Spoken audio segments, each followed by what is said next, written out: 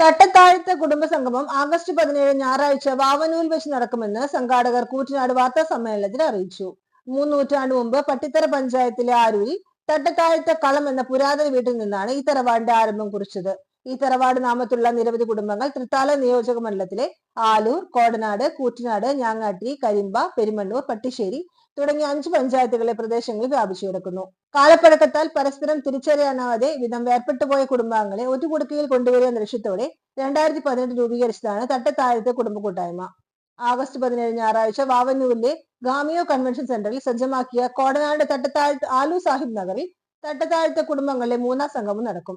പ്രവാസികൾ ഉൾപ്പെടെ 1500 അടുത്തുള്ള കുടുംബാംഗങ്ങൾ സംഗമത്തിൽ എത്തിച്ചേരും. തളർന്നവർക്ക് താങ്ങും തണലുമാകുന്നതാണ് കൂട്ടായ്മയുടെ പരമമായ ലക്ഷ്യം.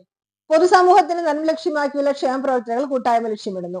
T Muhammad Karimba chairman, T Mustafa Koottanad convener, Rafi Alu treasurer എന്നിവരടങ്ങുന്ന പ്രവർത്തക സമിതിയാണ് കൂട്ടായ്മയ്ക്ക് നേതൃത്വം നൽകുന്നത്.